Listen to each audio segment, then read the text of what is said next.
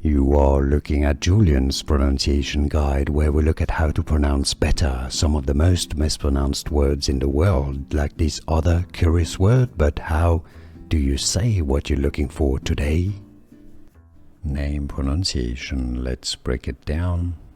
Let's break down how it is pronounced in Swedish, and I believe it is from Norse or Scandinavian.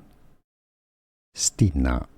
Therefore, in English, the pronunciation is more commonly as Stina, not Stina. Do you pronounce it any other ways? Let us know in the comments. Stina. Here are more videos on how to pronounce more confusing words and names too many mispronounced. Like this video if you found it useful. I appreciate your support. I'll see you soon and thanks for watching.